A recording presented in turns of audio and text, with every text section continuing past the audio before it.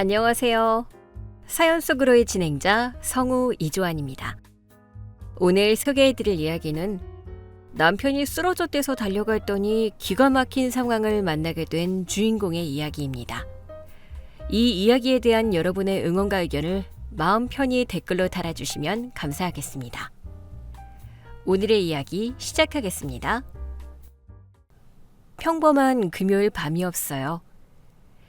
야근이 잦은 남편을 위해 야식을 준비하고 있었죠. 밤 11시가 다 되어가는 시간에 모르는 번호로 전화가 걸려왔어요. 여보세요? 여기 대한병원 응급실인데요. 강민호 환자분 보호자 되십니까? 네, 제가 아내인데요. 제 남편이 왜 응급실에 있죠? 회사에서 야근 중일 텐데요. 환자분께서 모텔 화장실에서 미끄러지면서 머리를 부딪혀 의식을 잃으셨어요. 119 구급차 타고 방금 막 도착하셨으니 빨리 와주셔야겠습니다. 순간 귀를 의심했어요. 야근한다던 사람이 모텔이라니요? 그것도 쓰러져서 응급실에 실려갔다는 말에 머릿속이 하얘지는 것도 잠시. 저는 겉옷만 대충 걸쳐 입고 바로 택시를 잡아탔어요. 병원으로 가는 내내 남편에게 전화를 걸었지만 당연히 받지 않았죠. 응급실에 도착해 접수처에서 남편 이름을 대고 안으로 막 들어가려던 참이었어요. 커튼이 쳐진 침상 앞에서 익숙한 뒷모습이 보였죠. 시어머니였어요. 저보다 먼저 연락을 받고 오신 모양이더라고요. 제가 다가가려 하자 저를 발견한 시어머니가 화들짝 놀라며 제 앞을 양팔로 턱 가로막았어요. 얘야, 너 벌써 왔니? 어머니, 민우 씨는요? 상태는 어때요? 어떻게 된 일이에요? 제가 커튼을 젖히고 들어가려 하자 시어머니가 제 어깨를 꽉 쥐며 억지로 밀어냈어요. 얘야, 별일 아니니 넌 집에 가 있거라. 민우, 그냥 과로에서 살짝 쓰러진 거다. 링거 맞고 금방 일어날 테니까 내가 데리고 갈게. 과로요? 병원에서는 모텔에서 다쳤다고 하던데요. 남편이 다쳐서 누워있는데 아내인 제가 왜 집에 가요? 비키세요. 응? 아니야. 병원에서 잘못 알았나 보지. 여긴 환자들도 많고 복잡하니까. 너 먼저 가라니까 그러네. 어서 가! 시어머니의 행동이 너무 이상했어요. 눈동자는 심하게 흔들리고 있었고 목소리도 평소와 달리 한껏 들떠 있었죠. 무언가 숨기고 있다는 걸 본능적으로 직감했어요. 저는 시어머니의 손을 뿌리치고 기어이 커튼을 확 젖히고 병실 안으로 들어갔어요. 그리고 그 안에서 벌어지고 있는 기막힌 광경에 제 눈을 의심했죠.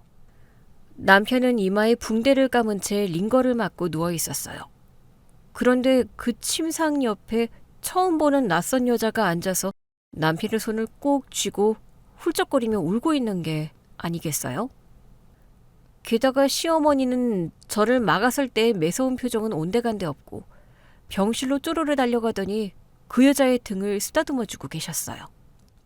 아이고, 우리 아가 얼마나 놀랐어. 괜찮아. 안 다쳤으니 괜찮아. 그 순간 머릿속에서 이성의 끈이 툭 하고 끊어지는 소리가 났어요. 남편이 모텔에서 쓰러졌고 웬 여자가 손을 잡고 울고 있으며 시어머니는 며느리를 쫓아내고 그 여자를 위로하고 있다니요. 저는 그 즉시 주머니에서 휴대전화를 꺼내 동영상 촬영 버튼을 눌렀죠. 렌즈는 병상에 누운 남편, 당황한 시어머니, 그리고 눈물 범벅이 된 낯선 여자를 향했어요. 어머니, 계속해 보세요. 며느리는 집에 가라고 문전박대하시더니 처음 보는 여자 등은 아주 애틋하게 쓸어내려 주시네요. 두 분 도대체 무슨 사이신데요? 너 이거 안고? 당장 폰 안 내려놔? 병원에서 뭐 하는 짓이야? 병원에서 뭐 하는 짓이냐고 물어야 할 사람은 접니다. 당신 누군데 내 남편 손을 그렇게 꽉 잡고 있어요? 모텔에서 같이 있다가 구급차 부른 게 당신인가요? 저기, 저는 오빠랑 같이 동호회 활동하는 사람인데요. 늘 단체로 모이다가 오늘 어쩌다 둘이서 일 얘기 좀 하느라. 동호회 지인이랑 일 얘기를 모텔에서 합니까?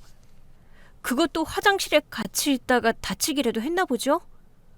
거짓말을 하려면 앞뒤는 맞게 하세요.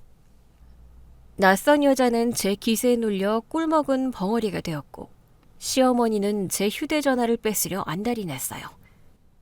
아휴, 이 맹추 같은 게. 네 남편 다쳐서 누워있는데 지금 사람 잡는 게 중요해? 이분은 네 남편 살려준 은인이다. 은인한테 무슨 말버릇이야?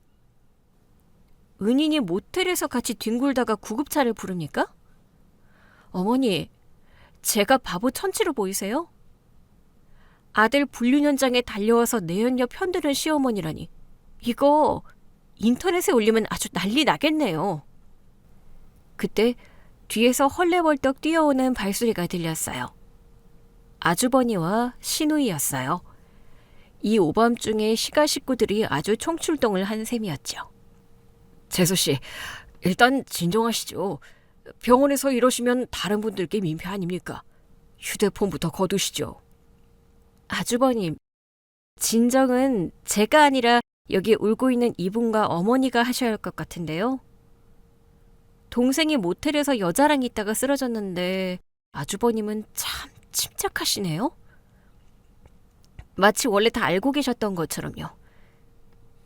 언니, 오빠 아픈데 병원에서 소란 피우지 마요. 그리고 저분한테 함부로 말하지 마요. 저분은 오빠 비즈니스 도와주시는 중요한 분이라고요. 아가씨, 비즈니스를 도와주는 분이 왜 보호자처럼 울고 있고 아가씨는 왜 저 여자를 감싸죠? 저한테는 집에 가라고 막아서더니 온 가족이 짜고 치는 고스톱판에 저만 몰랐나 보네요? 저는 촬영을 계속하며 세 사람의 표정을 번갈아 살폈어요. 당황한 기색이 역력했지만 놀랍게도 그 누구도 남편의 외도를 변명하거나 저에게 미안해하지 않았어요. 오히려 저를 진상 취급하며 상황을 무마하려 든다는 느낌이 강하게 들었죠. 그제야 최근 몇 달간 이 집안 사람들이 보였던 이상한 행동들이 하나 둘 퍼즐처럼 맞춰지기 시작했어요. 불과 한 달 전, 시아버지 칠순기념으로 온 가족이 한정식집에 모였을 때였어요. 평소 짠손이로 소문난 시어머니가 그날따라 못 보던 신상 명품 가방을 들고 나오셨죠. 얘야, 이 가방 예쁘지 않니? 백화점 갔다가 눈에 확 띄길래 하나 샀다. 너도 이런 거 하나 사달라고 해라. 아, 민우 요즘 바빠서 너 챙길 정신이나 있겠니? 그때 아주버니가 옆에서 거들었죠. 재수씨, 민우 요즘 사업 수완이 아주 좋아졌습니다. 밖에서 바쁘게 다니는 게 다 재수씨 호강시켜주려고 그러는 거니까 불만 갖지 마시고 내조나 잘하십시오. 시누이 역시 제 옷차림을 위아래로 훑어보며 비아냥거렸어요. 언니는 꾸미는데 영 소질이 없나 봐요. 남자가 밖에서 큰일 하려면 여자가 좀 세련되게 꾸미고 다녀야 기가 사는데 뭐 오빠가 알아서 잘하고 다니니까 다행이지만요. 그때는 그저 시가 식구들 특유의 허세와 며느리 무시하기려니 하고 넘겼어요. 남편이 최근 들어 주말마다 골프를 치러 간다며 집을 비울 때도 승진 심사 때문이라는 변명을 철석같이 믿었고요. 그런데 지금 이 상황을 보니 그 명품 가방과 번지르르한 말들의 출처가 어디인지 명확해지는 기분이었어요. 의사가 병실로 들어오며 상황은 일단락되는 듯 했어요. 환자분, 깨어나셨네요.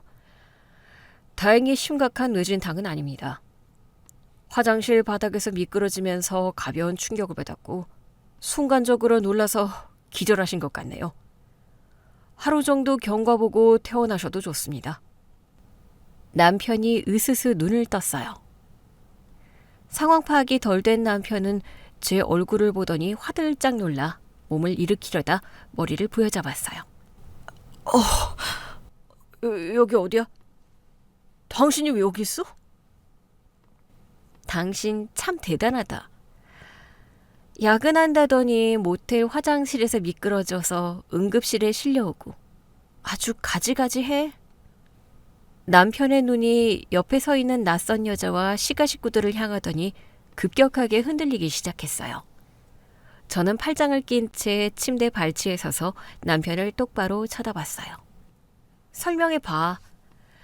야근한다는 사람이 왜 모텔에 있었고 저 여자는 누군지, 그리고 왜 당신 가족들은 나한테 병원에 오지 말라고 거짓말을 했는지.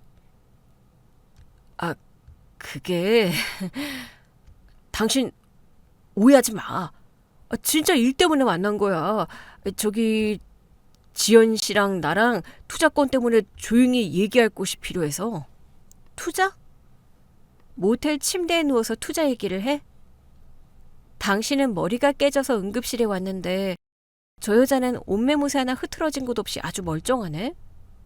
당신 혼자 화장실에서 쇼라도 했니? 남편은 변명을 하려다 말고 아주버니를 쳐다보며 도움을 요청하는 눈빛을 보냈어요. 아주버니가 헛기침을 하며 다시 나섰죠. 재수 씨, 부부싸움은 집에 가서 하시죠. 환자 안정을 취해야 한다는 의사 선생님 말씀 못 들으셨습니까?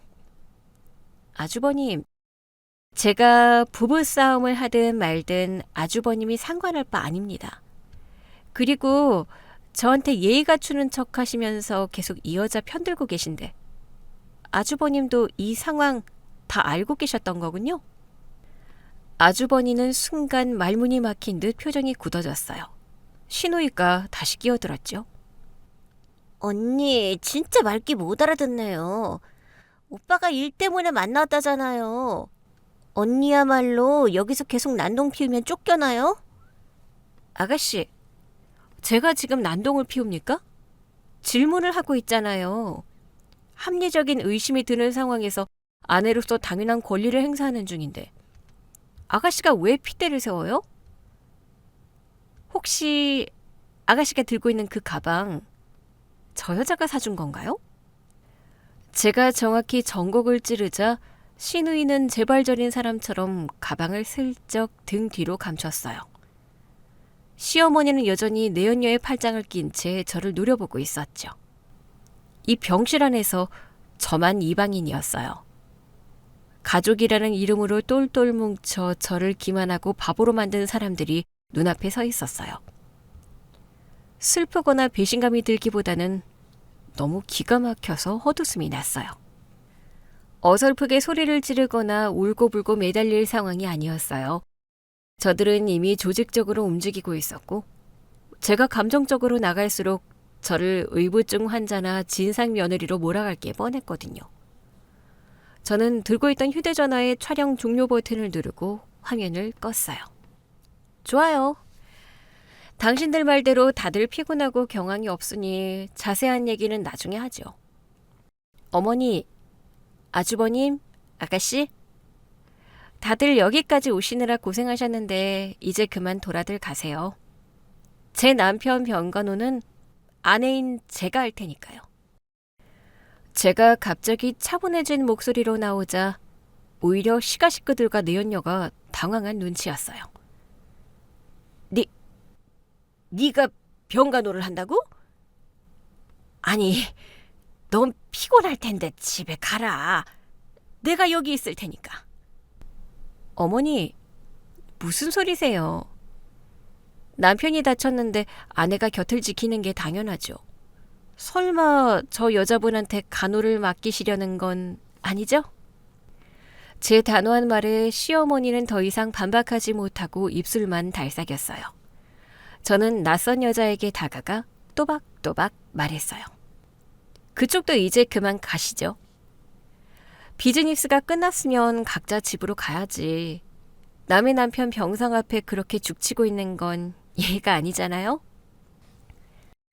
낯선 여자는 시어머니를 한번 쳐다보더니 도망치듯 서둘러 병실을 빠져나갔어요. 시가 식구들도 못내 찝찝한 표정으로 웅성거리며 자리를 떴죠. 넓은 다인실 병동. 덩그러니 남겨진 남편과 저 사이에는 무거운 침묵만이 흘렀어요.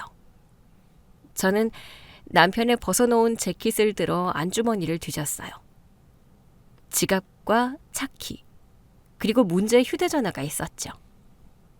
남편은 깜짝 놀라며 제 손에서 휴대전화를 뺏으려 했어요. 이리 줘. 남의 폰은 왜 함부로만 줘? 당신 진짜 일 때문에 만난 거라며. 떳떳하면 폰 열어서 보여줘. 남편은 끝까지 휴대전화를 움켜쥐고 내놓지 않았어요. 저는 더 이상 힘을 빼고 싶지 않아 재킷을 침대 위에 툭 던져버렸어요. 꽉 쥐고 있어. 어차피 내일이면 다 알게 될 텐데. 저는 팔짱을 끼고 보호자용 간이의자에 깊숙이 기대어 앉았어요. 남편은 불안한 눈빛으로 저희 눈치를 보며 식은땀을 흘리고 있었죠. 저는 남편을 향해 싸늘하게 미소 지어 주었어요. 머릿속은 이미 차갑게 식어 빠르게 회전하고 있었어요. 내연녀의 정체, 시가 식구들의 수상한 태도, 그리고 이 모든 것을 덮으려 하는 남편. 단순한 불륜이 아니었어요. 이건 저를 철저하게 배제시킨 채 온 가족이 공모한 거대한 사기극이었죠. 저는 반드시 썩어 빠진 가족들의 민낯을 벗겨내고 제 몫을 완벽하게 되찾기로 결심했어요. 그들이 그토록 지키고 싶어하는 그 얄팍한 돈과 체면을 모두 박살내주겠다고 다짐하면서요. 그 밤, 저는 단 한숨도 자지 않고 남편의 숨소리를 들으며 첫 번째 반격의 계획을 세우기 시작했어요. 다음 날 아침, 의사의 소견대로 남편은 짐을 챙겨 태온 수속을 밟았어요. 밤새 한숨도 못 잔 저와 달리 남편은 코까지 골며 아주 잘 자더군요. 병원비를 결제하고 영수증을 챙기는 제 등 뒤에서 남편이 슬쩍 눈치를 보며 말을 붙였어요. 당신 피곤하지? 어제는 내가 경황이 없어서 제대로 말을 못했는데 진짜 일 때문에 만난 거 맞아. 모텔 간 건 지연 씨가 운영하는 상가 건물에 누수가 생겨서 임시로 거기 머물고 있었거든? 서류 검토할 게 있어서 잠깐 들른 거야. 당신 참 부지런하다. 남의 건물 누수까지 걱정하고 서류 검토를 화장실에서 하다가 넘어진 건 더 대단하고. 진짜라니까. 당신 계속 꼬투리 잡을래? 나 환자야. 알았으니까 입 아프게 변명하지 마. 당신 차는 그 모텔에 있지? 내가 가서 끌고 올 테니까 당신은 택시 타고 바로 집으로 가. 남편의 안색이 하얗게 질렸어요. 차마 안 된다고 말할 명분은 없고 차를 저에게 맡기자니 불안한 기색이 역력했죠. 아니야. 차는 내가 이따가 찾으러 갈게. 당신 피곤하잖아. 당신 뇌진탕 초기 증상이라 운전하면 안 된다고 의사가 그랬어. 차키 내놔. 저는 남편의 주머니에서 억지로 차키를 빼앗아 들고 뒤도 돌아보지 않고 택시 승강장으로 향했어요. 목적지는 남편이 구급차에 실려 나갔던 바로 그 모텔이었죠. 모텔 주차장 구석에 남편의 차가 얌전히 세워져 있었어요. 저는 차에 타자마자 시동을 켜고 블랙박스 메모리 카드부터 빼냈어요. 이 찌질한 남자가 혹시라도 증거를 지울까봐 어젯밤부터 벼르고 있었거든요. 집으로 돌아오자마자 노트북을 켜고 메모리 카드를 연결했어요. 며칠치의 영상과 음성 녹음이 고스란히 남아있었죠. 재생 버튼을 누르자마자 남편과 그 여자의 대화가 흘러나왔어요. 지연아, 나 이번 달 이자 막느라 진짜 피말라 죽는 줄 알았어. 영끌에서 산 아파트 전세금 빼달라고 세입자가 난리치는데 대출은 꽉 막혔지. 아주 미치겠더라. 오빠, 내가 어제 오빠 통장으로 5천만 원 보냈어.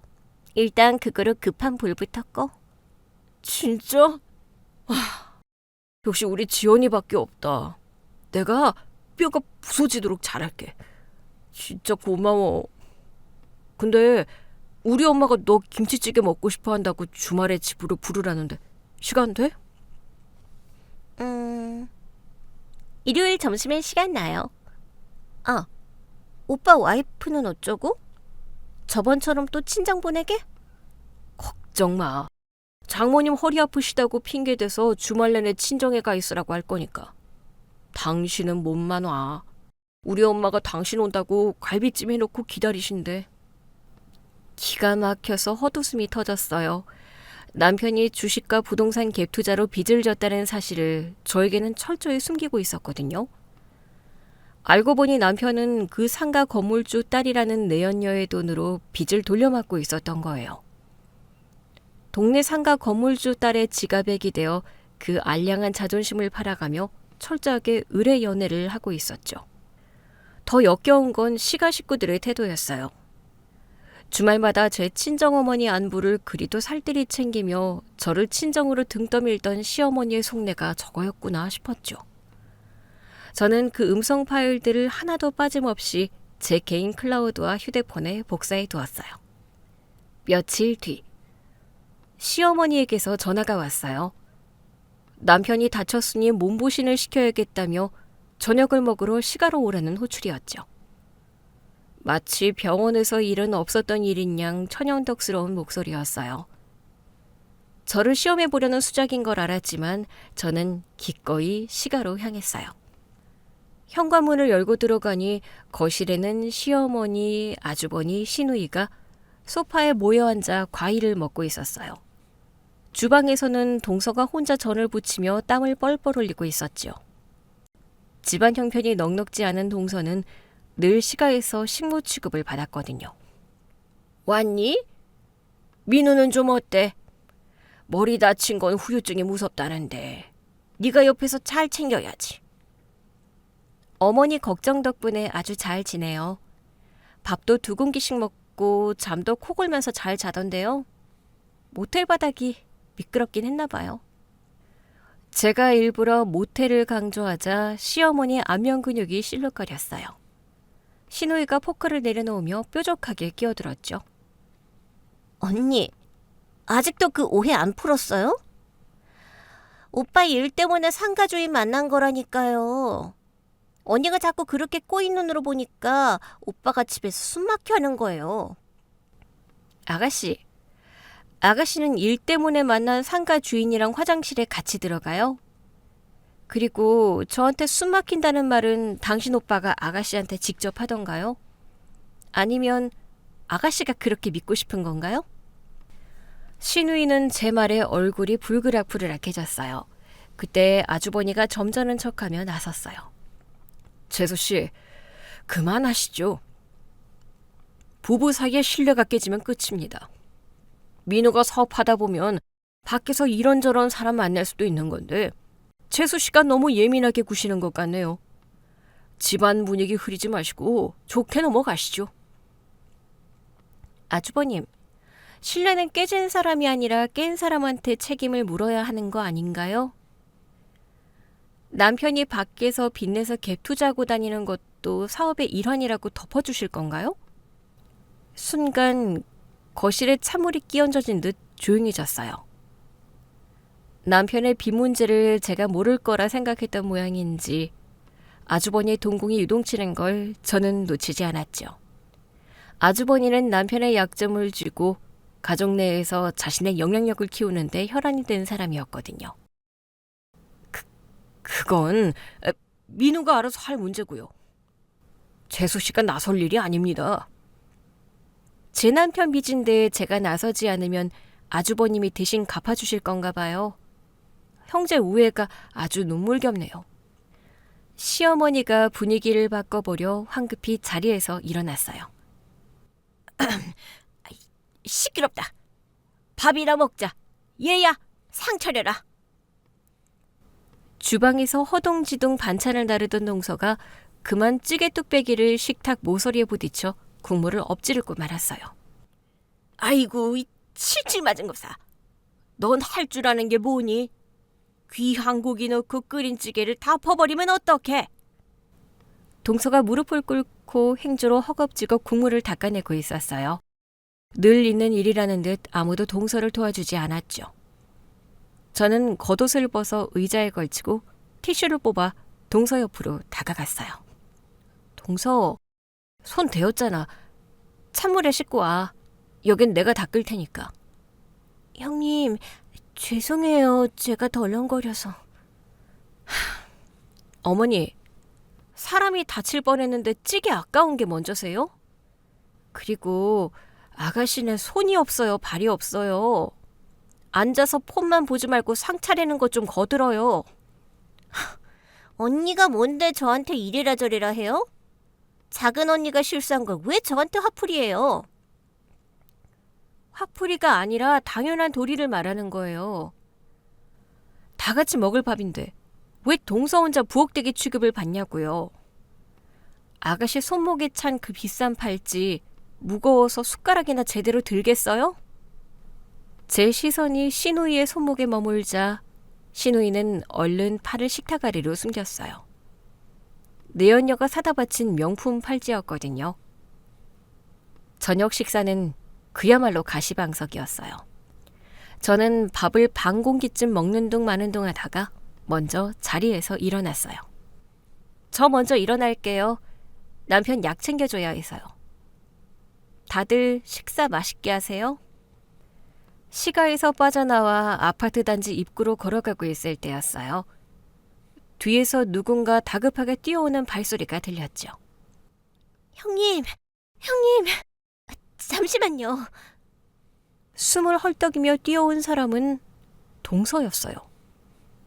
동서는 주번을 두리번거리더니 제 손목을 이끌고 단지 구석에 으슥한 벤치 쪽으로 갔어요. 동서, 왜 그래? 어머니가 또 심부름 시켰어? 아니요, 형님. 저 진짜 형님한테 너무 죄송해서 매일 밤 잠을 못 잤어요. 형님 혼자 바보 되는 거 도저히 못 보겠어서 나왔어요. 동서는 주머니에서 조심스럽게 작은 USB 하나를 꺼내 제 손에 쥐어주었어요. 이게 뭐야? 식구들 단톡방 캡처본이랑 녹음 파일이에요. 저도 그 방에 있긴 한데 늘 눈팅만 하거든요. 형님 빼고 식구들 다 있는 방이에요. 저는 심장이 빠르게 뛰는 것을 느꼈어요. 벤치 가로등 불빛 아래에서 동서가 털어놓는 이야기는 제가 예상했던 것보다 훨씬 더 더럽고 치졸했어요. 그 여자 건물주 딸이래요. 아주버님이 갭 투자 실패해서 빚더미에 앉은 거 그 여자가 막아주고 있어요. 어머니랑 형님, 아가씨는 그 여자가 돈이 많으니까 아주 상점 모시듯 해요. 그 방에서 그 여자를 새아가라고 불러요. 새아가? 참나, 내가 시퍼렇게 살아있는데? 형님 친정 가셨을 때 그 여자 집으로 불러서 가족 파티도 했어요. 아가씨 팔찌도 어머니 가방도 다 그 여자가 사준 거예요. 단톡방 보면 아가씨가 그 여자한테 호캉스 가게호텔 숙박권 좀 구해달라고 조르는 내용도 있어요. 동서의 눈에 눈물이 고였어요. 저번에 아버님 칠순 때 형님 가방 보고 비웃었던 거 이 형님 뒤에서 다 같이 짠 거예요. 형님 기죽이려고요. 저는 돈 없다고 무시당하고 형님은 돈줄 안 된다고 무시당하는 이 집구석 진짜 넌더리가 나요. 형님, 이거 꼭 확인하시고 바보처럼 당하지 마세요. 동서, 이거 나한테 주면 동서도 곤란해지는 거 아니야? 식구들이 알면 가만 안 둘 텐데. 상관없어요. 저도 이혼 준비 중이에요. 남편이 대출 받아서 주식 날린 거 도저히 못 참겠어서 증거 모으는 중이었거든요. 형님이 저번에 저 편들어 주셨을 때 결심했어요. 형님한테 진실은 알려드려야겠다고요. 저는 동서의 손을 꽉 잡았어요. 고마워. 이 빚은 내가 꼭 갚을게. 동서 이혼 소송할 때 필요하면 내가 변호사 비용 댈 테니까 걱정하지 마. 동서와 헤어지고 집으로 돌아오는 길. 손에 쥔 USB가 차갑게 느껴졌어요. 집에 들어서니 남편은 소파에 누워 태평하게 텔레비전을 보고 있었죠. 왔어? 본가에서 밥 먹고 온다더니 왜 이렇게 일찍 왔어? 내 밥은? 당신 손이 없어 발이 없어? 배고프면 차려 먹어. 아, 진짜. 사람 다쳐서 누워있는데 말하는 것 좀 봐. 엄마가 나 주라고 반찬 안 싸주셨어? 당신 먹을 반찬은 알아서 챙기지 그래?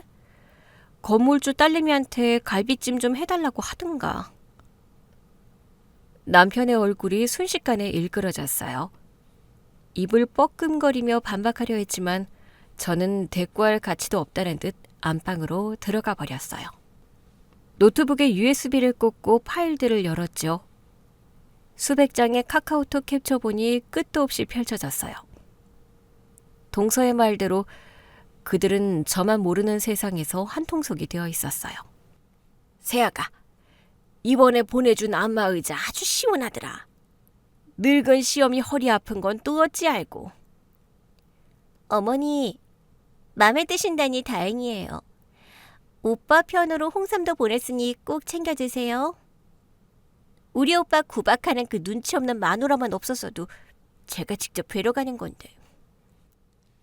세언니 진짜 최고! 나 다음 달에 친구들이랑 파티하는데 저번에 말한 그 호텔 라운지 예약 좀 부탁해도 돼요? 우리 집 그 여자는 저런 거 구경도 못 해봤을 텐데 촌스러워서 진짜. 지연씨, 민우 녀석이 철이 없어서 속썩여도 이해하십시오. 제가 형으로서 꽉 잡고 있으니 조만간 호적 정리 깔끔하게 시키겠습니다. 모니터 화면을 내려다보는 제 입가에 차가운 미소가 번졌어요. 분노로 손이 떨리거나 눈물이 나지는 않았어요. 오히려 머릿속이 아주 맑고 차갑게 정돈되는 기분이었죠. 이들은 가족이 아니었어요. 돈이라는 먹이를 던져주면 꼬리를 흔들며 덤벼드는 얄팍하고 이기적인 집단에 불과했죠. 시어머니는 며느리의 자리를 돈으로 팔아넘겼고 아주버니는 동생의 불륜을 빌미로 집안의 통제권을 지려했으며 시누이는 그 알량한 명품과 혜택을 누리느라 바빴어요. 저는 당장 이혼 서류를 집어던지는 뻔한 짓은 하지 않기로 했어요. 이 뻔뻔한 인간들이 가장 아끼고 집착하는 것. 바로 그 알량한 체면과 돈줄을 그들 스스로 물어뜯고 싸우게 만들 참이었죠. 가장 먼저 이용할 패는 이 집안에서 유일하게 아무것도 모르고 있는 사람. 바로 가부장적이고 깐깐하게 그지없는 시아버지였어요. 평생 돈을 쥐고 가족들을 통제해온 시아버지는 자기 몰래 재산이 축나거나 가족들이 딴 주머니를 차는 것을 절대 용납하지 않는 성격이었거든요. 저는 천천히, 아주 치밀하게 이 썩은 가족들 사이에 의심의 씨앗을 뿌릴 계획을 세웠어요. 남편의 빚과 아주버니의 탐욕, 그리고 시어머니와 시누이의 허영심이 서로 엉켜서 파멸하도록 말이죠. 저는 휴대폰을 들어 시아버지의 번호를 찾았어요. 이제부터가 진짜 게임의 시작이었으니까요. 다음 날 점심시간. 저는 회사 휴게실에서 아버님께 전화를 걸었어요. 평소 아버님은 워낙 돈 문제에 엄격하고 불호령을 치는 성격이라 시가 식구들 모두가 어려워하는 분이었죠. 하지만 저는 달랐어요. 이 집안에서 유일하게 돈줄을 쥐고 있는 아버님을 철저하게 이용할 생각이었거든요. 아버님, 식사는 하셨어요? 저 지은이에요. 오냐, 그래. 민호 그놈은 머리통 깨진 데는 좀 어떠냐? 칠칠 맞게 모텔 화장실에서 자빠지긴 하고. 네, 많이 좋아졌어요, 아버님. 아, 다름이 아니라 제가 드릴 말씀이 있어서요. 전화로 하긴 좀 그렇고 오늘 퇴근하고 아버님 사무실 쪽으로 찾아뵈어도 될까요? 무슨 일인데 지레 겁을 주냐? 그래, 와라. 회사 근처 찻집으로 와. 퇴근 후 약속 장소에 도착하니 아버님이 먼저 나와 계셨어요. 저는 자리에 앉자마자 아주 조심스럽게, 하지만 핵심만 찔러서 이야기를 꺼냈어요. 아버님, 놀라지 마시고 들으세요. 민호 씨가 최근에 무리하게 아파트 갭 투자를 했다가 잔금을 못 치러서 빚더미에 앉았어요. 뭐? 그놈 자식이 또 사고를 쳐? 얼만데? 원금만 수억 원이에요. 이자 맞기도 벅찬 상황이라 저한테도 숨기고 있었더라고요. 그런데 문제는 그게 아니에요. 아주버님이 민호 씨 빚을 갚아주겠다고 나섰대요. 첫째가? 그놈이 지 동생 빚 갚아줄 돈이 어디 있다고. 지들끼리 우애 좋은 척은 다 하네. 아버님, 아주버님이 자기 돈으로 갚아주는 게 아니고요. 아버님 명의로 된 상가 건물 있잖아요. 그걸 담보로 아주버님이 대출을 알아보러 다니신다는 말을 들었어요. 민호 씨가 형한테 아버님 인감도장 위치를 슬쩍 알려준 모양이더라고요. 이놈의 자식들이 내 눈에 흙이 들어가기 전에는 내 재산에 손도 못 댄다고 내가 그렇게 일렀거늘 지들끼리 짜고 내 뒤통수를 쳐? 저도 며칠 전에 알았어요. 아버님 건물이 넘어가게 생겼는데 저만 모른 척할 수가 없어서 말씀드리는 거예요. 당장 상가 등기부등본 확인해 보시고 인감도장부터 숨기세요. 두 사람 아버님이 연세가 있으셔서 요즘 재산 관리에 소홀하시다고 믿고 있어요. 아버님의 얼굴은 당장이라도 화산처럼 폭발할 듯 붉게 달아올랐어요. 돈 문제에 있어서는 자식이고 뭐고 없는 분이셨거든요. 아버님은 찻잔을 탁 소리나게 내려놓고는 당장 자리에서 일어나셨어요. 며느라가, 넌 모른 척 가만히 있거라. 내가 이놈들 버르장머리를 단단히 고쳐놓을 테니까. 내 재산을 탐내? 어림없는 소리. 첫 번째 미끼는 성공적으로 던져졌어요. 아버님이 형제들의 뒤를 캐기 시작하면 아주버니는 남편이 입을 놀렸다고 생각하고 길길이 날뛸 게 뻔했죠. 저는 곧바로 두 번째 작전에 돌입했어요. 이번 타깃은 시어머니와 시누이였죠. 주말 오후, 저는 시어머니가 다니는 백화점 문화센터 앞 커피숍으로 갔어요. 시어머니는 친구분들과 한창 수다를 떨고 계셨죠. 저는 우연히 마주친 척 자연스럽게 다가갔어요. 어머, 어머니, 여기서 다 뵙네요. 친구분들이랑 모임 있으셨어요? 아, 그래. 넌 여기 웬일이니? 저 근처에서 일 보고 가는 길이에요.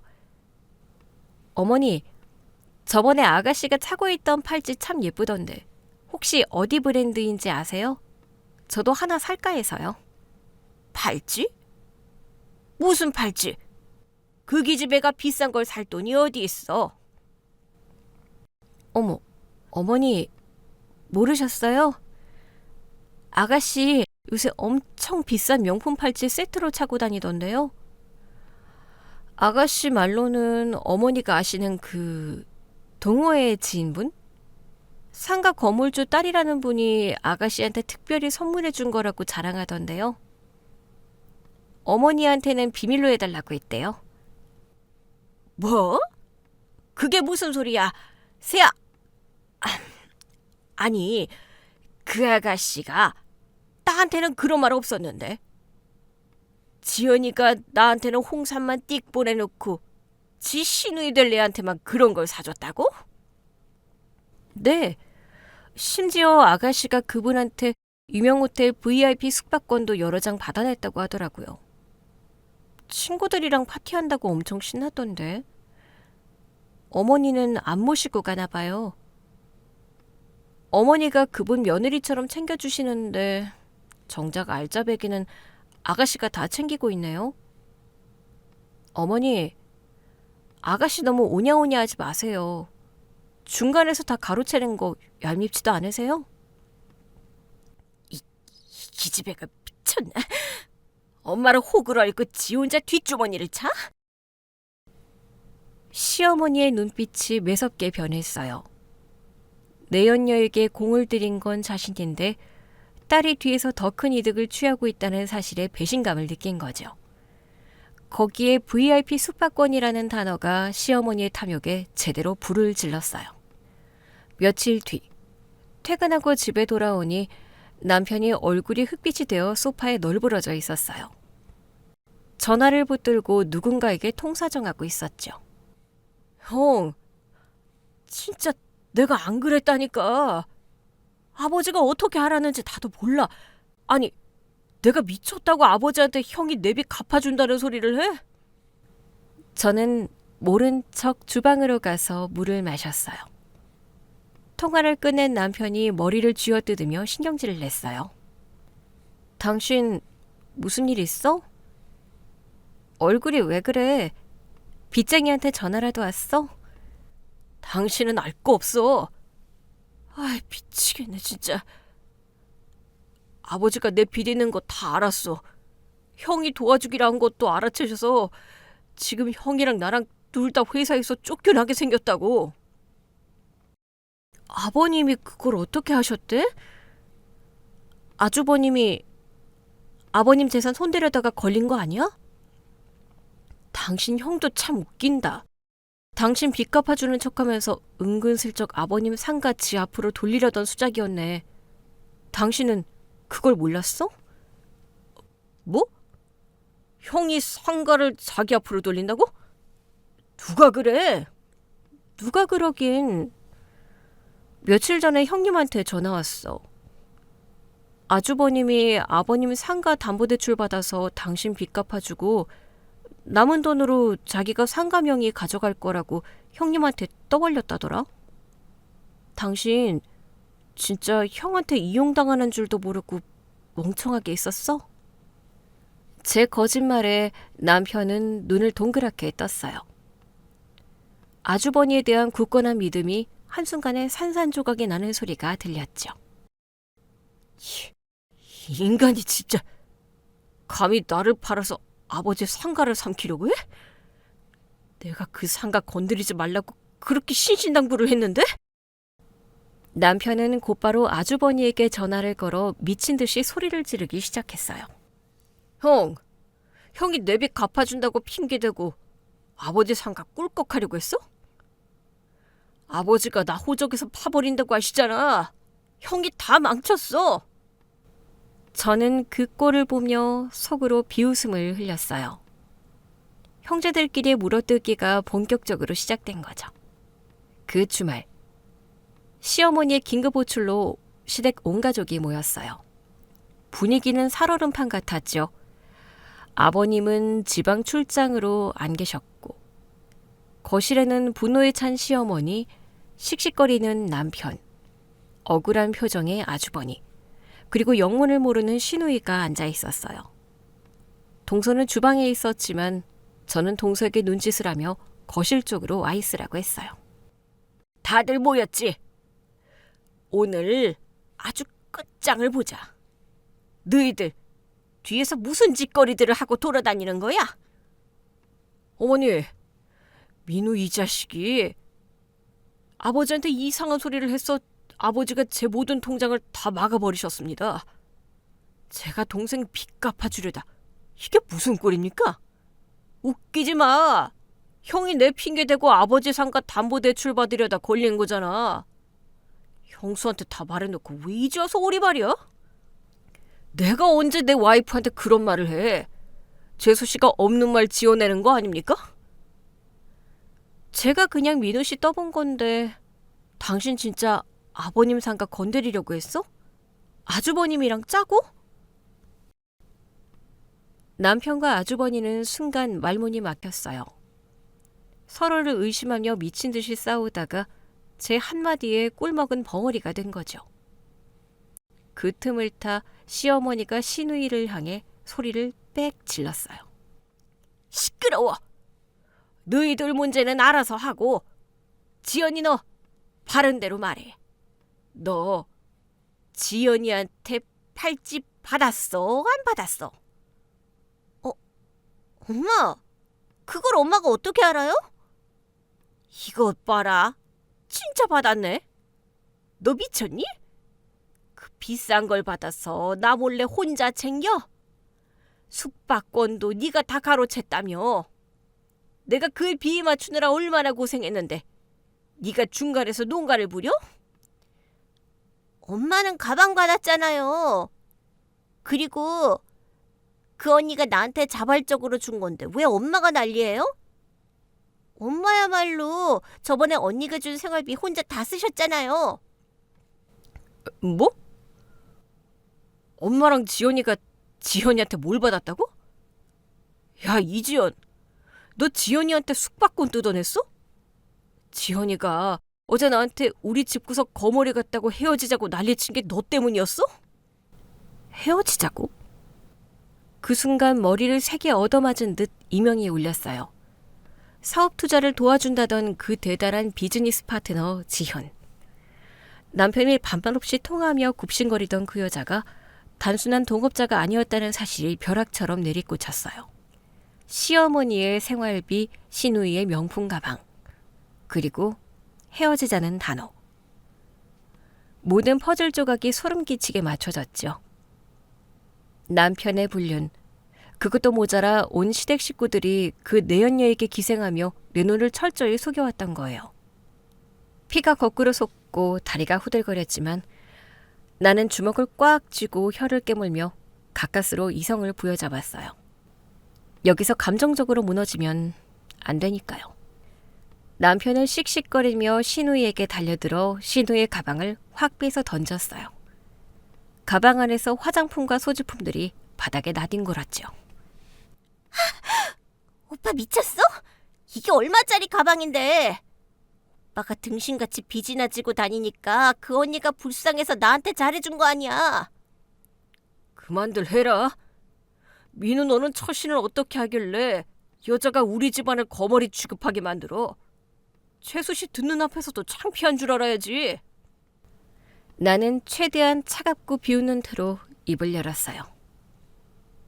아주버님, 저는 하나도 안 창피해요. 창피한 건 지금 아주버님과 이 집안 사람들이죠. 동생 사업 파트너라더니. 알고 보니 불륜녀였네요. 동생 내연녀한테 용돈 받았으면서 훈계하는 아주버님이나 며느리 친정 보내놓고 내연녀 불러다 파티하는 어머니나 오빠 바람 피우는 거 알면서 내연녀 돈으로 사치 부리는 아가씨나 다 똑같이 역겹잖아요? 너 말 다 했니? 시어미한테 말버릇이 그게 뭐야? 어머니, 아직 제 말 안 끝났어요. 당신 그 잘난 내연녀한테 빚 다 갚아달라고 했다며. 그런데 당신 가족들이 뒤에서 이렇게 그 여자 돈을 빨아먹고 있으니 그 여자가 당신 빚을 잘도 갚아주겠다. 그치? 이제 그 여자도 거머리 같은 당신들한테 질려서 버릴 텐데 수억 원 빚은 다 어떡할래? 아버님은 당신들한테 10원 한 장 안 주실 텐데. 남편은 바닥에 주저앉아 머리를 감싸쥐었어요. 내연녀에게 버림받을 위기에 처했다는 사실이 그제야 실감이 나는 듯했어요. 나 이제 어떡해. 지연이가 나 안 도와주면 나 진짜 파산이야. 엄마, 지연이 당장 지연이한테 받은 거 다 내놔. 그거 돌려주고 내가 싹싹 빌어야 한단 말이야. 미친 소리 마. 한 번 받은 걸 어떻게 돌려줘. 네가 알아서 빌어. 맞아. 이건 내 거야. 오빠가 멍청한 걸 왜 내 탓을 해? 배신감으로 찢어질 것 같던 가슴 한구석이 오히려 서늘하게 가라앉았어요. 저는 난장판이 된 거실 한가운데에 서서 이 모든 상황을 녹음기가 켜진 휴대전화로 고스란히 담고 있었어요. 제가 직접 손에 피를 묻힐 필요조차 없었죠. 그들은 스스로 서류의 치부를 폭로하고 탐욕을 주체하지 못해 서로를 물어뜯으며 완벽하게 자멸하고 있었어요. 가족이라는 이름으로 뭉쳐 저를 기만했던 그 견고하고 역겨운 성벽은 돈이라는 아주 단순하고 찌질한 욕망 앞에서 모래성처럼 허무하게 무너져 내렸어요. 저는 그 난장판이 된 거실을 뒤로하고 미련 없이 현관문을 나섰어요.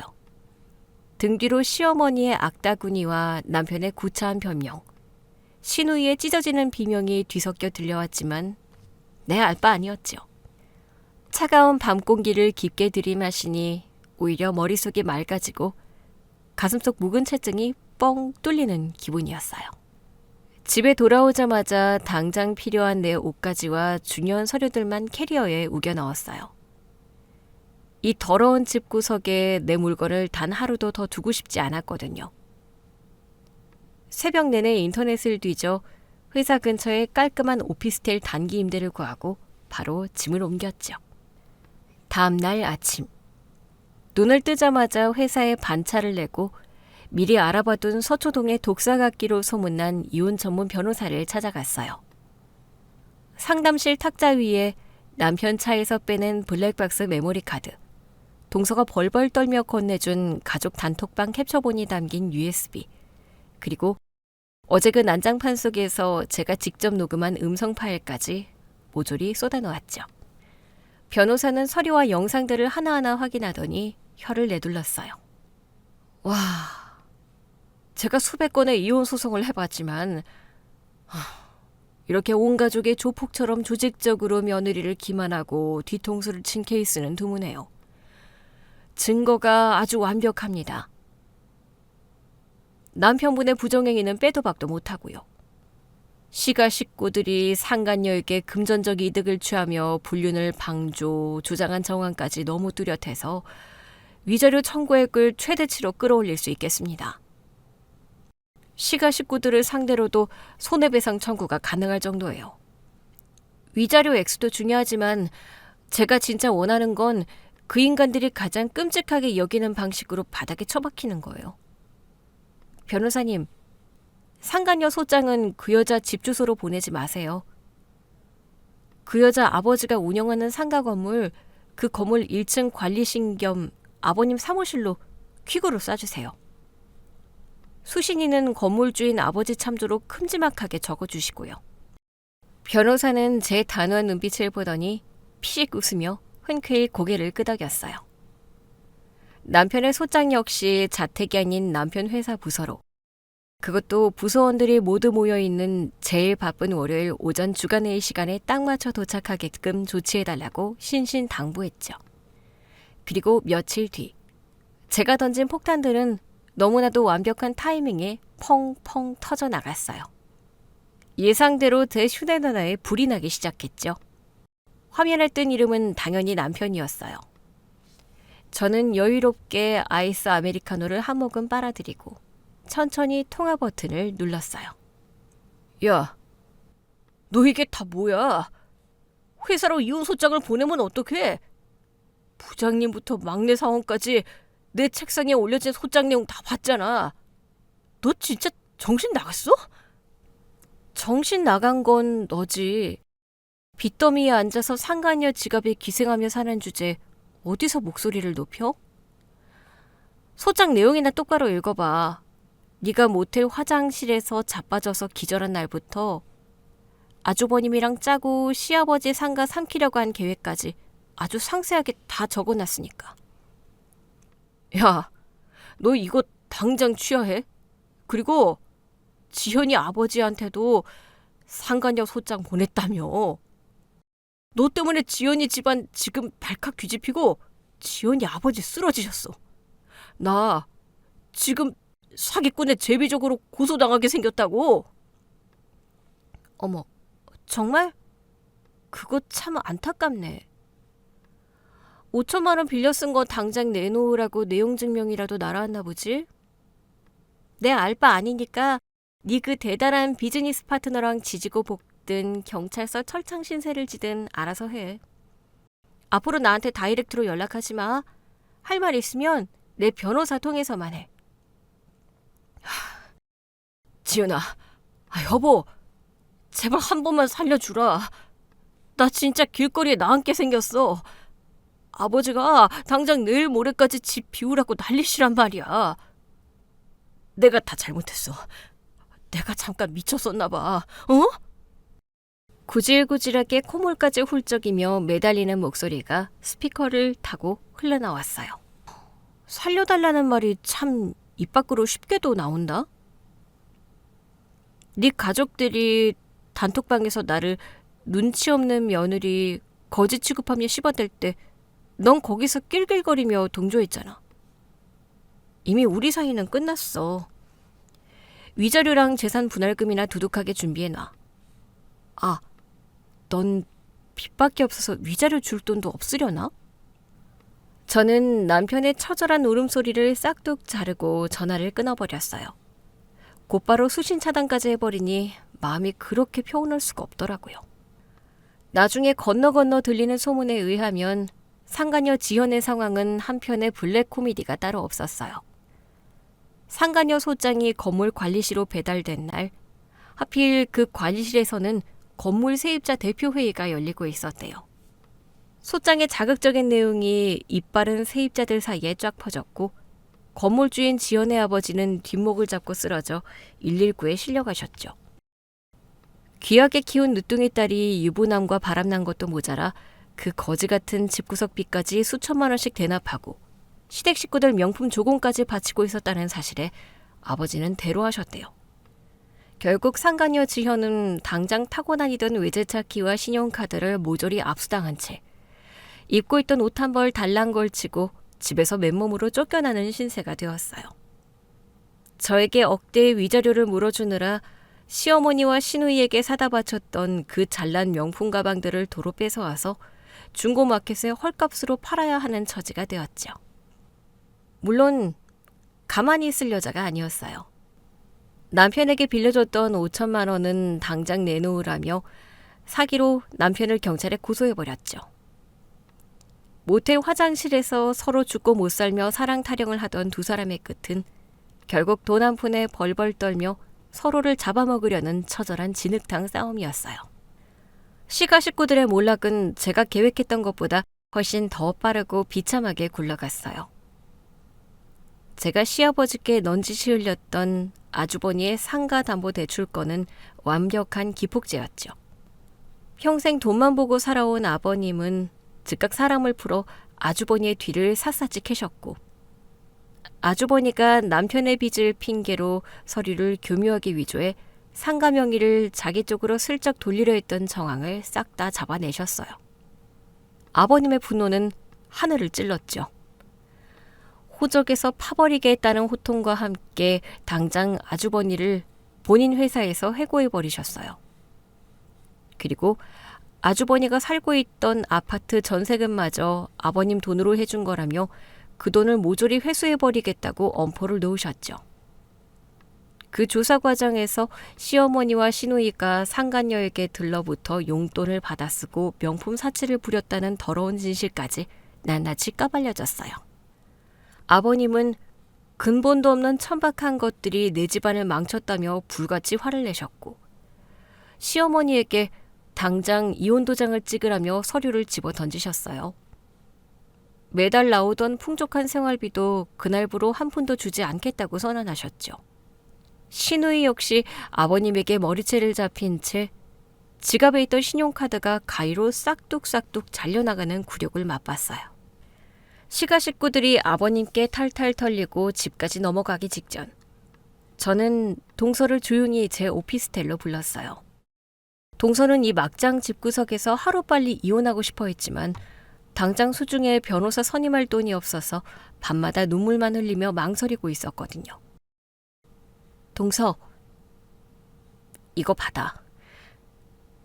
내가 알아본 서초동에서 제일 지독하게 잘 싸우는 이혼 변호사 명함이야. 상담 예약 다 잡아놨고 선임료는 내가 이미 다 결제해놨으니까 돈 걱정 말고 내일 당장 찾아가 봐. 형님, 이렇게까지 안 해주셔도 되는데 저 진짜 형님한테 평생 이 은혜 어떻게 다 갚으라고 이러세요. 은혜는 무슨... 동서가 그날 밤 벤치에서 나한테 넘겨준 그 단톡방 캡처본이랑 녹음본 아니었으면 나도 바보 천치처럼 이 집안 사람들한테 뼈까지 뜯어 먹혔을 거야. 동서는 내 손을 부여잡고 펑펑 울었어요.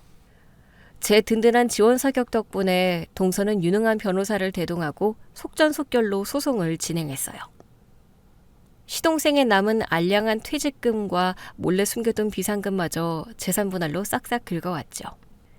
늘 고개 숙이고 살던 동서는 마침내 지옥 같던 시가에서 완벽하게 해방되어 자유의 몸이 되었어요. 모든 지옥 같은 소송이 완벽하게 끝나고 1년이라는 시간이 흘렀어요. 저는 남편에게서 뜯어낸 위자료와 예전에 모아둔 돈으로 평생 제가 꿈꾸던 예쁜 디저트 카페를 바닷가 근처에 차렸어요. 장사가 제법 잘 돼서 매일매일 눈코 뜰 새 없이 바쁜. 하지만 너무나도 평화롭고 행복한 나날들을 보내고 있죠.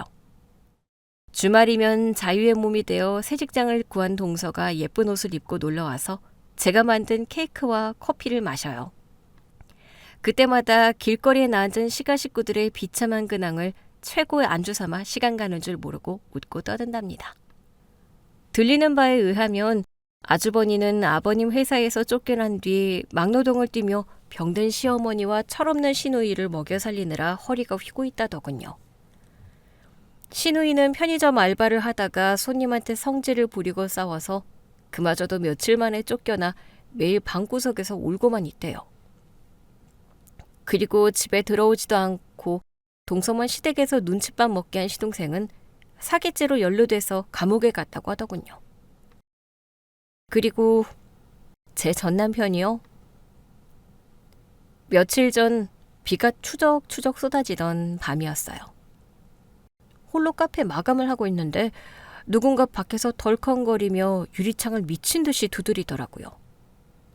깜짝 놀라 쳐다보니 비를 쫄딱 맞고 피골이 상접해진 남편이었어요. 눈은 퀭하게 들어가고 입고 있는 옷은 한 달은 안 빤 것처럼 꼬질꼬질했죠. 제가 문을 열어주자 남편은 다짜고짜 바닥에 무릎을 꿇었어요. 지훈아, 나 진짜 죽을 것 같아. 나 파산 신청도 기각당하고 신용불량자 돼서 막노동 판도 못 나가. 지연이 아버지가 보낸 사채업자들이 매일 쫓아다니면서 협박해. 제발 나 밥 한 끼만 사주라. 아니, 네가 나 알바라도 좀 써주면 안 될까? 응? 그는 바들바들 떨며 제 바지가랑이를 붙잡으려 했어요. 저는 차갑게 그 더러운 손을 구두발로 쳐내며 똑바로 내려다봤죠. 어디서 함부로 더러운 손을 대? 너 아직도 상황 파악 안 되고 제정신 못 차렸구나. 나 당장 영업방해로 경찰 부르기 전에 꺼져. 2번 다시 내 눈앞에 띄면 그땐 정말 쥐도 새도 모르게 바다에 던져버릴 테니까. 여보, 지훈아, 내가 다 잘못했어. 내가 진짜 미친놈이었어. 우리 옛날에 좋았잖아. 너 나 사랑했잖아. 어? 구질구질하게 굴지 마. 네가 모텔 화장실에서 그 여자랑 맨몸으로 뒹굴고 있을 때 우리 부부는 이미 끝난 거야. 꺼져. 저는 망설임 없이 카운터의 보안업체 비상벨을 누르고 경찰에 신고 전화를 걸었어요. 멀리서 경찰차 사이렌 소리가 들려오자마자 남편은 겁에 질려 쥐새끼처럼 골목어기로 허겁지겁 도망쳐버렸죠. 그 빗속으로 사라지는 초라하고 비참한 뒷모습을 보며 저는 입가에 미소를 띠고 시원하게 셔터를 내렸어요. 돈에 미쳐 가족의 도리를 팔아넘긴 사람들의 최후는 이렇게나 처참하고 우스꽝스럽더라고요. 시퍼렇게 살아 숨쉬는 통쾌함이 온몸을 휘감았어요. 저를 바보 취급하며 허영에 취해 살던 그들은 지금쯤 바닥보다 더 깊고 어두운 지옥에서 서로를 원망하고 저주하며 평생을 썩어가겠죠. 이 완벽한 복수극의 승리자로서 저는 오늘 밤도 제 포근한 침대에서 2다리 쭉 뻗고 아주 달콤한 잠에 빠질 거랍니다. 오늘 준비한 이야기는 여기까지입니다. 재미있게 들으셨다면 구독과 좋아요, 알림 설정까지 눌러주세요. 지금 어디서 듣고 계세요? 여기는 서울이고요. 다음 이야기로 다시 찾아뵙겠습니다. 청취자 여러분, 오늘도 행복하세요.